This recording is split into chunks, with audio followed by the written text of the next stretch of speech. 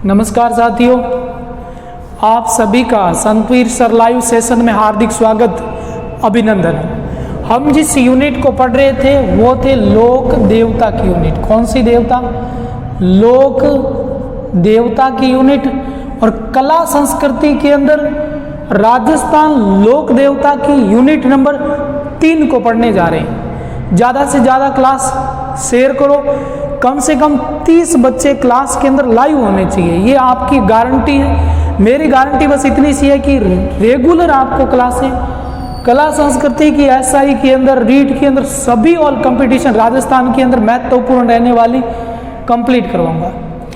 ठीक है, आज के हमारे लोक देवता हैं मल्लीनाथ जी। कौन है? मल्ली नाथ और जी। आज हम हमारे लोक देवता मल्लीनाथ जी को पढ़ेंगे। अति महत्वपूर्ण मल्लीनाथ जी से बनने वाली प्रश्नोत्तरी को कंप्लीट करेंगे, जो आज से पहले परीक्षा में आई है और अब आने योग्य रहेगी। महत्वपूर्ण प्रश्नोत्तरी। सबसे पहले हम पढ़ेंगे मल्लीनाथ जी के पिताश्री। कौन? पिताश्री। तो याद रखना, मल्लीनाथ के पिताजी थे राव सलखा जी। कौन थे? राव सलखा जी। और राव सलखा जी, या हम पढ़ते हैं राव तीड़ा जी। कौन सा? राव तीड़ा जी। राव सलखा जी मारवाड़ राठौड़ घराने के अंदर मारवाड़ के शासक रह चुके हैं और उन्हीं के पुत्र मल्लीनाथ जी को पढ़ने जा रहे हैं। उसके बाद इनकी माता आती है। माता का नाम क्या था? जीर्ण दे। कौन सी? जीर्ण और दे। माता का नाम जीर्ण दे, पिता का नाम राव सलखा या राव तीड़ा जी। अधिक शेयर करो, सभी को राम राम। अब देखो, यदि हम बात करें राव सलखा जी की, तो याद रखना मारवाड़ घराने के शासक, मारवाड़ के शासक कौन? सलखा जी। अब देखो, यदि हम जाति पूछें तो इनकी जाति क्या है? राजपूत। इनकी जाति है राजपूत।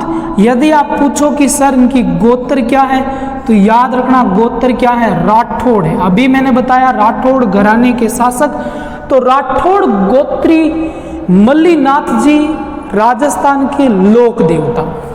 ठीक है, उसके बाद आती है पत्नी का नाम। तो याद रखना पत्नी का नाम क्या है? रूपा दे।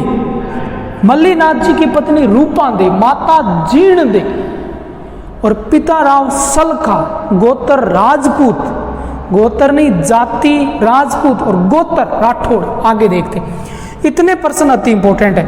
अगला प्रश्न है इनका जन्म स्थान। कौन सा? जन्म स्थान। तो याद रखना तिलवाड़ा। कौन सा है? तिलवाड़ा और बाड़मेर। इनका जन्म होता है तिलवाड़ा बाड़मेर में। कब होता है? तय तिलवाड़ा तय 1358 ईस्वी के अंदर। तय तिलवाड़ा और 1358 की ईस्वी के अंदर इनका जन्म होता है। और तिलवाड़ा कहाँ पड़ता है? बाड़मेर के अंदर। ठीक है, अति महत्वपूर्ण। फिर अगला प्रश्न, इनका पालन और पोषण किसने किया? पालन पोषण करता। इनके पालन पोषण करता कौन थे? इनके चाचा। और चाचा कहाँ के थे? महेवा के, जिनका नाम था कानड़ दे। क्या नाम था? कानड़ दे। लो जी, महत्वपूर्ण कि मल्लीनाथ जी का पालन पोषण किसने किया था? तो इनके चाचा ने किया था और उसका नाम था कानड़ देव। और ये कहाँ के थे? महेवा के। बहुत महत्वपूर्ण प्रश्न। अब देखो, इन्होंने किनका पालन पोषण किया? इन्होंने किनका पालन पोषण किया? ये भी अगला प्रश्न बहुत इंपॉर्टेंट। देखो, मल्लीनाथ जी का पालन पोषण मल्लीनाथ के चाचा ने किया था, जिसका नाम कानड़ दे और वो महेवा का रहने वाला था। अगला प्रश्न है कि इन्होंने किनका पालन पोषण किया? मल्लीनाथ जी ने किसका पालन पोषण किया? वो इंपॉर्टेंट है। तो याद रखना, इन्होंने किया था अपने भतीजे राव चूड़ा का। ये कौन थे?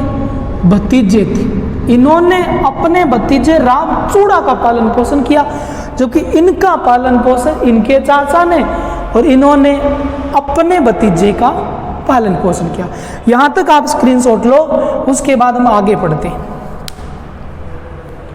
सभी को लाइव सेशन में राम राम। आपने ले लिया स्क्रीनशॉट, तो आगे देखो महत्वपूर्ण प्रश्नोत्तरी क्या बन सकती है। पालन पोषण कहाँ हुआ था? महेवा में। कहाँ पर? महेवा में। क्या हुआ था इनका? पालन और पोषण हुआ। लो जी, और पालन पोषण महेवा में किसने किया था? कानड़ दे। वो कौन थे? इनके चाचा। अब देखो क्या हुआ कि 1375 में, कब की बात है? 1375, 1374-75 लिखना। 74-75 में इनके चाचा की हुई मृत्यु। चाचा की मृत्यु हुई। लो जी, महेवा के अंदर 74 और 75 के अंदर इनके चाचा की मृत्यु होगी, तो महेवा के शासक कौन बन गए? 1374 में महेवा के शासक बन गए। महेवा के शासक कौन बन गए? ये बहुत इंपॉर्टेंट पर्सन। महेवा में पालन पोषण हुआ, वहीं पर इनके चाचा कानड़ देव की मृत्यु होगी। कब? कानड़ देव की मृत्यु होगी 1334 में, 1374 में। उसके बाद क्या हुआ कि इनके चाचा जो थे, उनकी मृत्यु के बाद 1374 के अंदर ये गद्दी पर बैठ गए। बहुत इंपॉर्टेंट। अगली बात देखो, अगली बात यहां से इंपॉर्टेंट, इसको डिलीट करते। अगली बात इंपॉर्टेंट क्या है? शासक बनने के बाद क्या हुआ कि इसने अपना राज्य विस्तार भी किया। राज्य विस्तार किया। लो जी, काम करना शुरू कर दिया। जैसे ही 1374 के अंदर महेवा का शासक बना तो राज्य विस्तार करेगा, सीधी सी बात। अगला प्रश्न महत्वपूर्ण परीक्षा में यह बन सकता है कि रावचूड़ा कौन था? रावचूड़ा इनके भतीजे थे। ठीक है, रावचूड़ा भतीजे को सालेड़ी की जागीर देकर, कहां की? सालेड़ी की जागीर देकर मारवाड़ का शासक बनाया। लो जी, मारवाड़ का शासक बनाया। किसने बनाया? ये इंपॉर्टेंट है, तो याद रखना। रावचूड़ा भतीजे को, मल्लीनाथ जी ने अपने भतीजे रावचूड़ा को सालेड़ी की जागीर देकर मारवाड़ का शासक बनाया। और बहुत इंपॉर्टेंट दो बातें रही चूड़ा से। पहली बात रही कब की? 1394 की, जब इसने मंडोर पर अधिकार किया। और दूसरी बात रही 1397 की, जब इसने नागौर पर अधिकार किया। लो जी, दोनों बातें बहुत इंपॉर्टेंट है कि रावचूड़ा ने सालेड़ी जागीर अपने चाचा मल्लीनाथ से लेकर मारवाड़ में शासक तो बन गया, लेकिन मंडोर पर इसने 1394 में अधिकार किया और नागौर पर 1397 में अधिकार किया। उस समय इस सहयोग किसने दिया? ये ध्यान रखना। तो इनके चाचा मल्लीनाथ ने उस समय सहयोग दिया। लो जी, वेरी इंपॉर्टेंट कि 1394 में मंडोर पर अधिकार किया रावचूड़ा ने, तो उस समय रावचूड़ा का चाचा मल्लीनाथ सहयोग करता है। और 1397 में जब नागौर पर अधिकार किया तो उस समय भी मल्लीनाथ इनके चाचा इनके क्या करते हैं? सहयोग करते हैं। अगला प्रश्न, तो अगला देखो, ये आपने ले लिया था स्क्रीनशॉट, तो यहीं से हम अगले प्रश्न की ओर बढ़ते हैं। अगले प्रश्न महत्वपूर्ण क्या हो सकते हैं? सभी को लाइव सेशन में राम राम, राधे राधे, जय श्री कृष्णा। अब देखो अगला प्रश्न महत्वपूर्ण क्या हो सकता है? हम बात करेंगे कब की? 1378 की। कब की? 1378 में इन्होंने, किन्होंने? मल्लीनाथ। 1378 में इन्होंने मालवा के शासक, कहाँ के थे? मालवा के शासक, और उस शासक का नाम आता है निजामुद्दीन। कौन सा? निजामुद्दीन को पराजित किया। ये लो जी, पराजित किया। बहुत इंपॉर्टेंट हुई या नहीं हुई? मारवाड़ का उस शासक का नाम बताइए जो निजामुद्दीन को पराजित करता है। मालवा के सुल्तान निजामुद्दीन को पराजित करता है 1378 के अंदर। कौन? मल्लीनाथ जी, जिनका जन्म 1358 के अंदर हुआ और 1374 के अंदर महेवा के शासक बने, राज्य विस्तार किया और 1394 के अंदर मंडोर की लड़ाई में सहयोग दिया रावचूड़ा का। रावचूड़ा को मारवाड़ का शासक बनाया।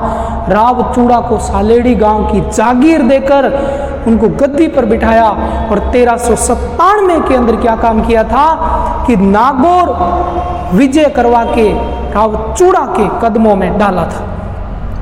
अगला बात करते हैं 1465 की।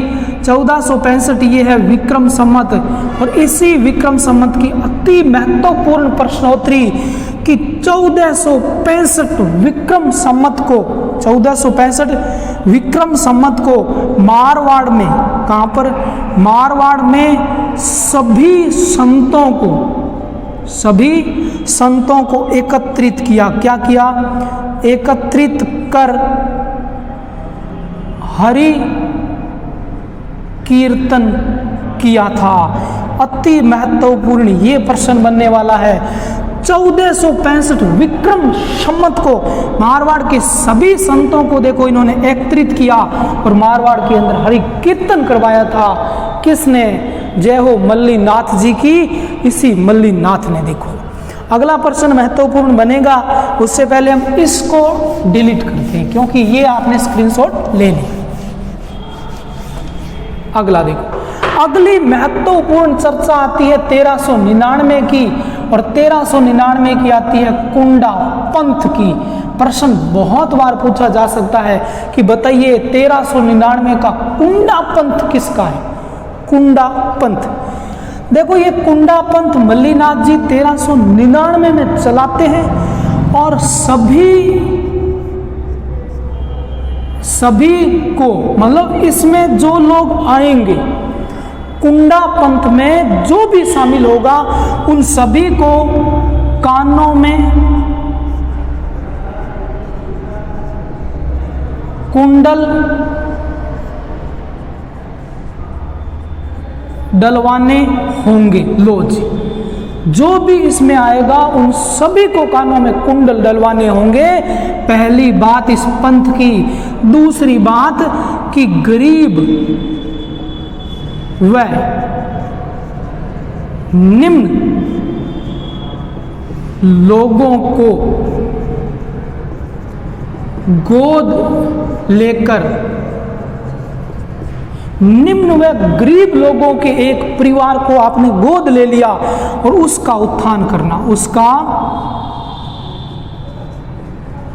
उत्थान करना। लो जी, ऐसा काम किया कुंडा पंथ मल्लीनाथ जी के 1399 के। नानी सी याद करवा दी कि कानों में क्या रखने पड़ेंगे आपको? कानों में बड़े बड़े कुंडल रखवाने पड़ेंगे। दूर से पता चल जाता कि ये कुंडा पंथ का है। देखो अगली बात, गरीब व निम्न लोगों को गोद लो, किसी एक परिवार को गोद लो और उसका उत्थान करो। यही कुंडा पंथ का क्या था?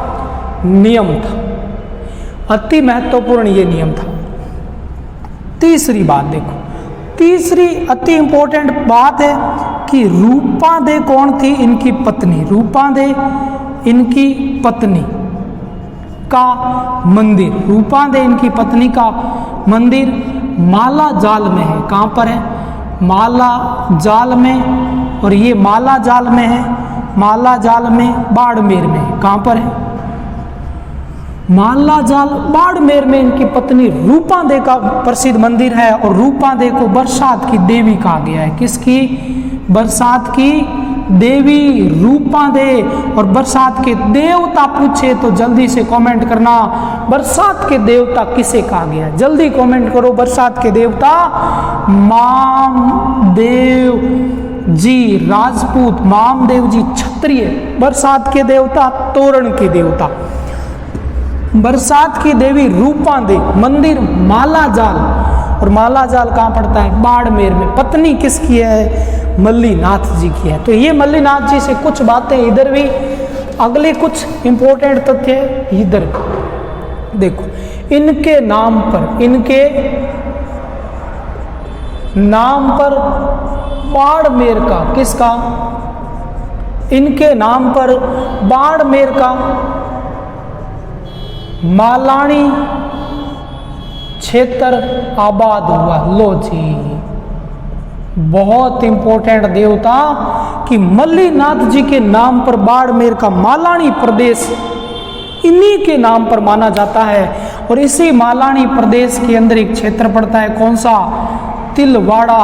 और यहाँ तिलवाड़ा में क्या भरता है, पशु मेला। और ये पशु मेला कब भरता है, ये भरता है चैत्र कृष्ण 11 को। चैत्र कृष्ण 11 से लेकर कब तक भरता है, चैत्र शुक्ल 11 तक भरता है। ये चीज ध्यान रखना, चैत्र कृष्ण 11 से शुरू होता है मल्लीनाथ जी का पशु मेला और चैत्र शुक्ल 11 तक ये मल्लीनाथ जी का मालानी प्रदेश का सबसे बड़ा पशु मेला शुरू होता है। और इसमें 2 नस्लें आती है, एक तो मालानी गाय इसमें आती है और दूसरी आती है मालानी घोड़े। लो जी, मालानी घोड़े व मालानी गाय, मालानी नस्ल की गाय और मालानी नस्ल की घोड़े दोनों का इसमें क्रय और विक्रय होता है। राजस्थान के इतिहास का सबसे प्राचीन पशु मेला यदि कोई है तो वो तिलवाड़ा पशु मेला है। और आपको पता होगा कि इसी चैत्र कृष्ण 11 के दिन जोहर का मेला लगता है। और जोहर का मेला लगता है वो कहाँ लगता है, जिला चित्तौड़ के अंदर। और चित्तौड़गढ़ दुर्ग में ये मेला भरता है। ये रानी पद्मिनी का मेला है। किसका है, रानी पद्मिनी का। और आपको पता होगा भाद्रपद अमावस्या के दिन रानी सती का मेला भरता है जिला झुंझुनू के अंदर। तो ये था जोहर का मेला चैत्र कृष्ण पक्ष की 11 को। और चैत्र कृष्ण पक्ष की 11 को मल्लीनाथ जी के मेले का आयोजन होता है और तिलवाड़ा पशु मेले का आयोजन होता है, जहां पर 2 किस्में आती है, एक गाय की मलानी किस्म या नस्ल और एक घोड़े की मलानी नस्ल। और दोनों का क्रय और विक्रय होता है। आज के लिए ये हमारे फर्स्ट लोक देवता जिनका नाम क्या था, मल्लीनाथ जी। और मल्लीनाथ जी से आने वाले सभी प्रश्नों का हमने क्या किया, उल्लेख किया, जो हर परीक्षा में रुकते नहीं है। कुंडा पंथ बहुत इंपॉर्टेंट है, 1399 का है। और मंडोर पर अधिकार करवाया, राव चूड़ा का सहयोग किया था 1394 के अंदर। नागौर विजय करवाई राव चूड़ा को कब, 1397 में। और इम्पोर्टेंट पर्सन है कि महेवा के शासक बने थे। और महेवा के शासक ये कब बने थे, 1374 के अंदर। और उसके बाद महेवा के अंदर 1374 के अंदर जो मृत्यु होती है वो इनके चाचा की होती है, जिनका नाम क्या है, कानड़ देव। अगले लोक देवता का नाम जो आता है वो अति इम्पोर्टेंट है जरूर, लेकिन आप अपनी भर्ती के अंदर इसे याद जरूर करना।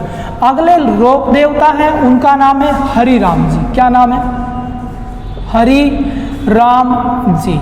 और हरि राम जी की यदि जाति देखें तो ये जाति के क्या आते हैं, जाट आते हैं। और इनके पिता का यदि नाम पूछे तो याद रखना ये है राम नारायण जी। क्या नाम है, इतने बड़े देवता नहीं है, लेकिन बस आपको याद रखना है कि पिता का नाम राम नारायण, हरि राम जी जाति के क्या है, जाट हैं। और माता का नाम जब भी पूछे तो याद रखना चंदनी है। क्या है, चंदनी, माता चंदनी और पिता राम नारायण, जाति जाट।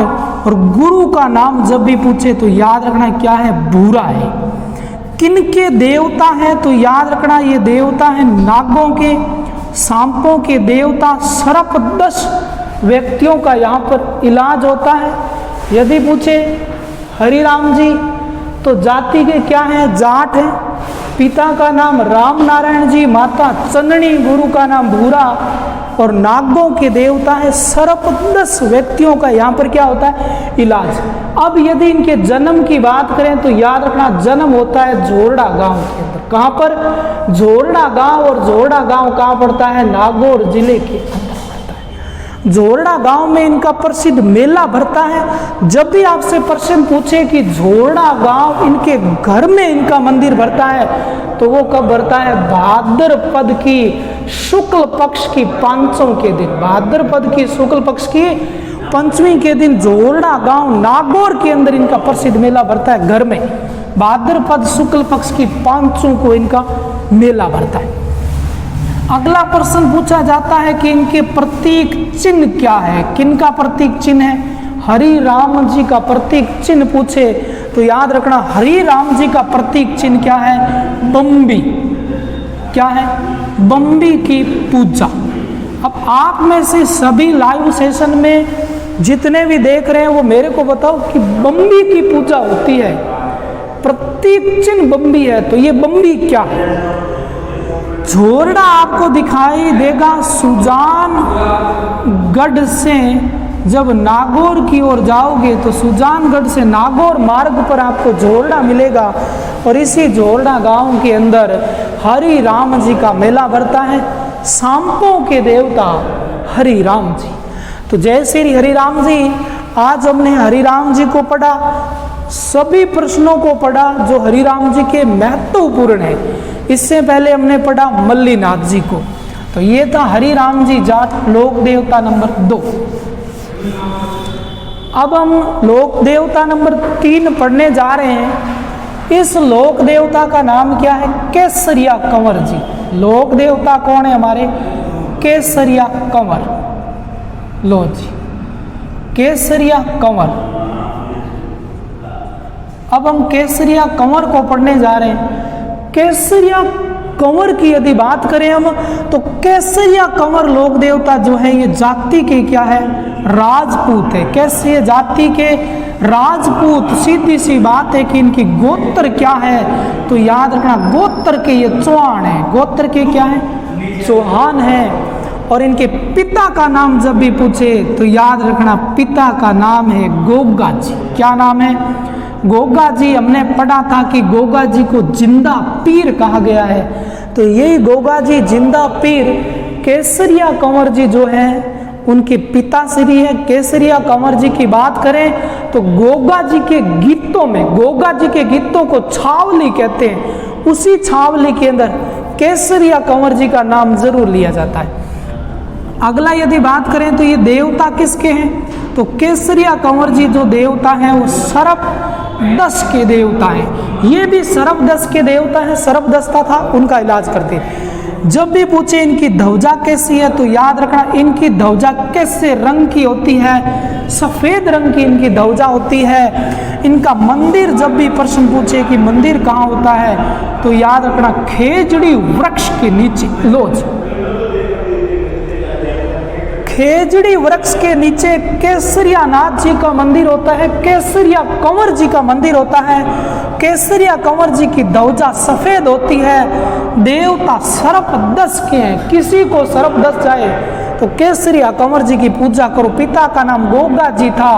और गांव या जन्म पूछे तो याद रखना इनका जन्म स्थल है ददरेवा गांव। और ददरेवा गांव कहाँ पड़ता है? चूरू के अंदर। तो आज हमने केसरिया कंवर जी को ही पढ़ा और हमने हरि राम जी को पढ़ा और इसके अलावा हमने मल्लीनाथ जी को पढ़ा। तो आज के लाइव सेशन में आप सभी को नमस्कार। आज के लिए जय हिंद, जय भारत दोस्तों।